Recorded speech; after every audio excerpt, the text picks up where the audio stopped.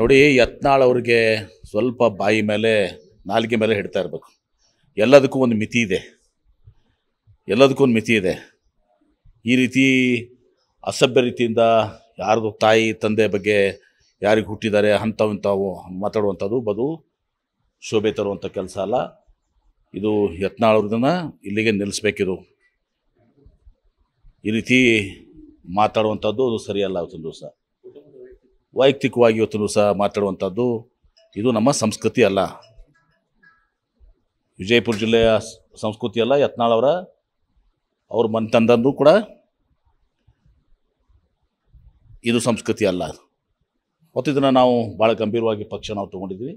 ಇದ್ರ ಬಗ್ಗೆ ನಾವು ಏನು ಕ್ರಮ ಕೈಗೊಳ್ಬೇಕು, ಕಾನೂನು ಕ್ರಮ ಕೈಬೇಕಾದ್ರೆ ಕಾನೂನು ಕ್ರಮ ಕೈಗೊಳ್ತೀವಿ. ಅವ್ರ ಮೇಲೆ ಅವ್ರ ಹಿಂದೆ ಒಬ್ಬ ಸೂಫಿ ಸಂತರ ಒಬ್ಬ ಮಹಾನ್ ದಾರ್ಶನಿಕ ಅದಾನ.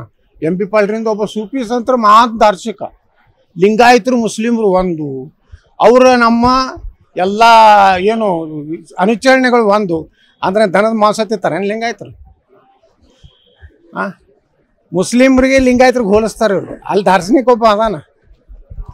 ಲಿಂಗಾಯತನ ಪ್ರತ್ಯೇಕ ಮಾಡೋದು ಹಿಂದೂ ಸನಾತನ ಹಿಂದೂ ಧರ್ಮದಾಗಿನ ಕ್ಯಾಮಿ ಬಟ್ಟೆ ಹಾಕೊಂಡೇ ಇಡ್ತಾರೆ ನಮ್ಮ ಸ್ವಾಮಿಗಳು. ಏನು ಹಸಿರು ಬಟ್ಟೆಗಳು ಘಟ ಬಿಟ್ಕೊಂಡೇ ಇಡ್ತಾರೆ. ಲಿಂಗಾಯತರು ಮುಸ್ಲಿಮ್ರು ಹೆಂಗೆ ಒಂದು ಆಗ್ಲಕ್ಕೆ ಸಾಧ್ಯತೆ? ಲಿಂಗಾಯತರಲ್ಲಿ ವೀರಶೈವರಲ್ಲಿ ಎಲ್ಲರೂ ಸನಾತನ ಹಿಂದೂ ಧರ್ಮದ ಭಾಗನೇ. ಯಾರು 100 ಕಾನೂನು ಮಾಡತ್ ಹೇಳ್ರಿ ಅವ್ರಿಗೆ MP ಪಾಲ್ರಿಗೆ